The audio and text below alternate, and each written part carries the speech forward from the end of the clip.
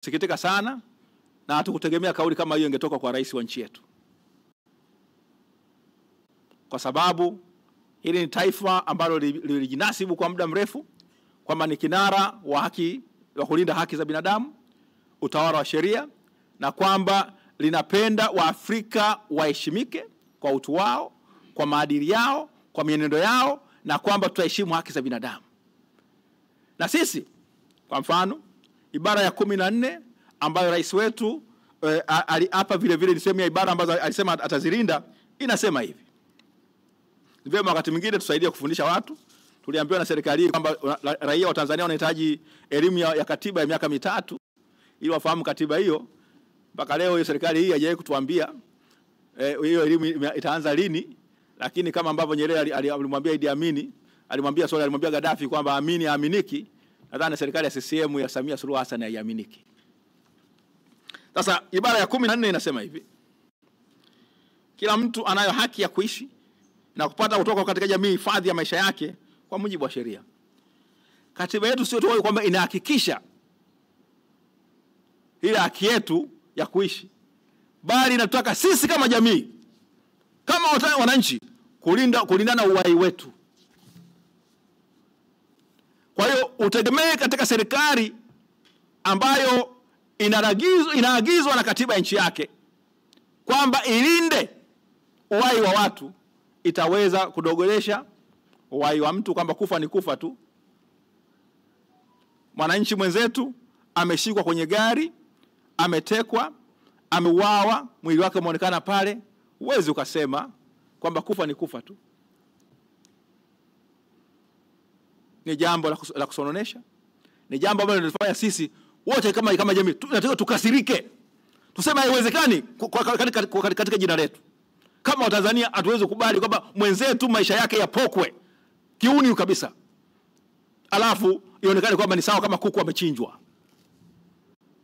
Mdude ametekwa, mpaka leo hii mambo yanaonekana kwamba ni sawa tu. Soka ametekwa na wenzake, amepotezwa, tunaona ni sawa. Sasa sisi kama taifa, na kama mtu anaheshimu mkataba wa Montevideo wa uhusiano ya kimataifa na ule wa Vienna Convention, huwezi ukataka kwamba nchi yetu iwe kisiwa. Tarehe 20 ya mwezi wa 5 mwaka 2022, Rais wa Jamhuri ya Muungano ya Tanzania alikutana na kamati ya Chadema ile ya maridhiano. Na katika mkutano huo pale Ikulu alisema kwamba ana jukumu la kuifungua nchi yetu.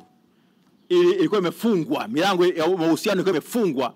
Ana jukumu, anafanya kazi ya kuifungua nchi yetu ili iweze kuchangamana na kuingiliana na kuaminika na mataifa mengine.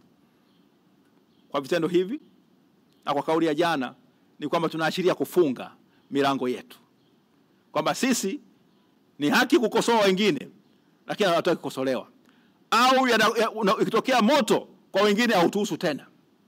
Tunataka kuwa watu ambao ni insular, na kwamba serikali yetu ina kibali cha kufanya yote kile na isikemewe na watu wasiangalie.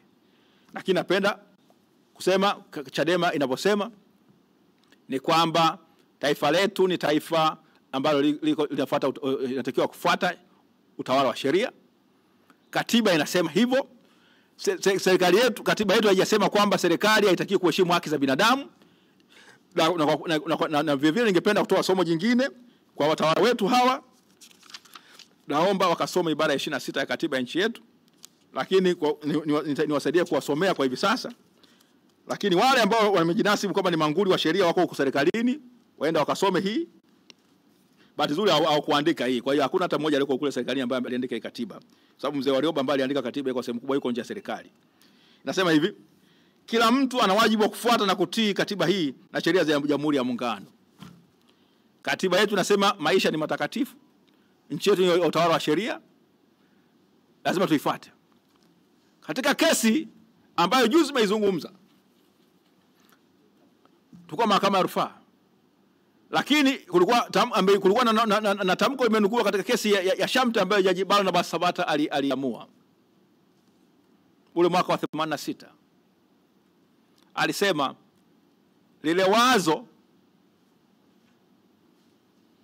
au dhana ya kufikiri kwamba rais yu juu ya sheria si kweli katika nchi ambayo ni jamhuri ya muungano, ambayo ni jamhuri.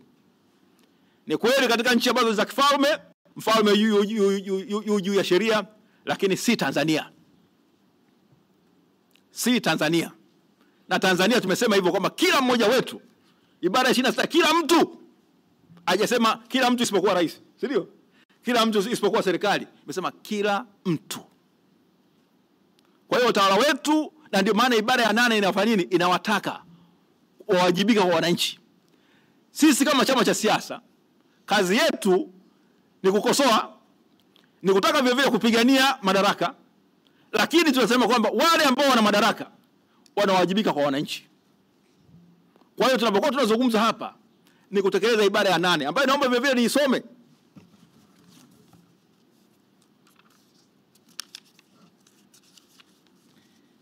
Ibara ya 8:1. Jamhuri ya Muungano ya Tanzania ni nchi inayofuata misingi ya demokrasia na haki ya jamii, na kwa hiyo wananchi ndio msingi wa mamlaka yote, na serikali inapata madaraka na mamlaka yake yote kutoka kwa wananchi kwa mujibu wa katiba hii. Sio kwa mujibu wa sheria. Wananchi ndio wanatoa madaraka kwa nini? Kwa serikali. B, lengo kuu la serikali itakuwa ni usawa wa wananchi. Haijasema kwamba lengo kuu la serikali ni nini? Kuangamiza wananchi. Che, serikali itawajibika kwa wananchi. Sio kama wananchi watawajibika kwa serikali. Haya ni maneno, sio maneno madogo au mepesi kwamba imeandikwa tu. Ni maneno au ni dira ya namna gani nchi yetu inatakiwa kuwa. Watawala walioko serikalini, viongozi wetu, wafahamu kwamba madaraka hayo wametoka kwa wananchi. Lakini wenye madaraka wenyewe ni nani? Ni wananchi. Na ndiyo maana kila baada ya miaka 5 hawa ambao wamekasimia madaraka ya wananchi kwa muda, si ndio? Sehemu ya madaraka, sio yote, ambao wamekasimia sehemu ya madaraka ya wananchi kwa kupitia serikali, utakiwa kurudi na kuomba nini? Kibali cha wananchi kupitia uchaguzi. Sasa ndio maana kwamba uwezo ukasema kwamba wewe serikali ambaye unataka madaraka ujitungie kanuni za kubakia madarakani, unakiuka madaraka ya wananchi. Na mimi tunaposema kama Chadema, kupoka au kusigina madaraka ya wananchi ni uhaini dhidi ya Jamhuri ya Muungano ya Tanzania. Huo ndio uhaini. Na ndio maana sasa Chadema inadai kuwajibika kwa viongozi wetu. Si kwa misingi kwamba tunawachukia, hatupendi wao madarakani, lakini kama ukishinda hatuna nini? Hatuna kingine bali kuheshimu nini? Kwa kuwa wamefanya nini? Wamechaguliwa na wananchi. Lakini kama wanaweka mfumo ambao maamuzi ya wananchi hayaheshimiki au hayapatikani, Chadema hawezi kufumbia macho. Sasa sisi kama chama tunasema kwamba tunataka mfumo ambao tunaheshimu sisi Chadema, ambao ni dira yetu, na kamati kuu itazungumza kwa usahihi kabisa. Sisi ni kwamba tunasema tunataka kuwa na mahusiano mazuri na jumuiya ya kimataifa. Chadema inatambua haki za kuchangamana na mataifa mengineyo, inaheshimu mikataba ya haki za binadamu, inataka ushirikiano mkubwa zaidi wa kikanda na kiulimwengu.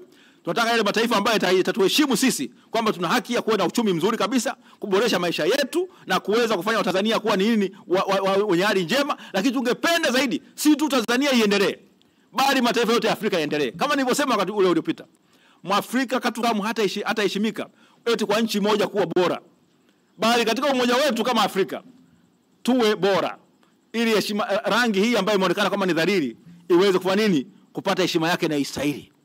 Ni watu ambao tumebarikiwa na Mwenyezi Mungu kwa rasilimali nyingi, lakini kutokana na kuongozwa vibaya. Tena hawa mwaka ule wa 67 ili katika ile azimio la Arusha wanasema ili tunahitaji nini? Tunahitaji watu, siasa safi, tunahitaji ardhi, watu, siasa safi na nini? Na uongozi bora. Kwa hiyo msingi mkuu wa kuongoza nchi yetu, si ndio, ambayo ni nini? Msingi mmoja wapo mkuu ni nini? kuwa na uongozi bora. Wezi ukapata uongozi bora kwa watu ambao wameweka mfumo ambao unasababisha watu waibe kura au wasigire matakwa ya wananchi. Si msingi wetu huo. Tungesema kwa sisi maadili yetu kama Watanzania ni kwamba tumetambua kwamba ili tuendelee ni lazima tuwe na uongozi bora. Na wala sio uongo. Angalia Botswana ilikuwa wapi na ipo wapi. Angalia Malaysia ilikuwa wapi mwaka 82 wakati Mahathir Mohamad anaingia na ipo wapi. Angalia Singapore ilikuwa wapi mwaka 66 wakati Lee Kuan Yew anachukua, leo wako wapi? Angalia nchi ambazo zimeheshimu misingi ya demokrasia, zimejua kwamba wananchi zimekuwa na uongozi bora, zimesimamia misingi ya uongozi bora. Angalia Norway ilikuwa wapi mwaka 69. Norway ambao wanatupatia mapesa mengi sasa hivi. Mwaka 1900 ilikuwa ni nchi maskini kushinda zote Ulaya. Leo ni nambari 1 katika vipimo vile mizania ya maendeleo ya watu. Sababu gani? Uongozi bora na kuwa na uchungu na namna njema kabisa ya kutumia rasilimali na mafao na rasilimali fedha za nchi. Na sisi Tanzania, nchi pekee yenye Tanzanite duniani, tumetopea katika lindi la maskini. Tumekuwa wataalamu wakina Matonya wapya. Uongozi wetu sasa hizi ni kwamba nitaleta misaada zaidi. Si ndio? Si nitasaidia kwamba vijana wafanye nini? Wapate ajira nyingi, utajenga viwanda vizuri, nitafanya watu wapate elimu nzuri ya maana zaidi. Lakini namna gani nitaenda kuomba huko? Nitaenda Uarabuni, nitaenda China, nitaenda wapi? Kwenda kuomba. Trump anakuja angalau anatupatia shock therapy. Kwa natushtua kwamba sivyo. Jitegemeeni. Uwezi kuwa na Tanzanite, uwezi kuwa na bandari zako hizi ambazo serikali sehemu imezigawa. Uwezi kuwa na nini? Na maziwa. Wewe una maziwa, una ziwa kubwa la 3 hapa duniani. Una ziwa la 2 kwa kina hapa duniani. Alafu wewe umetopea katika umaskini. Una ziwa lenye samaki wa aina nyingi kushinda yote duniani. Alafu wewe unatopea katika umaskini. Una chuma, una almasi, una dhahabu, una Tanzanite, una ardhi nzuri, alafu wewe umetopea.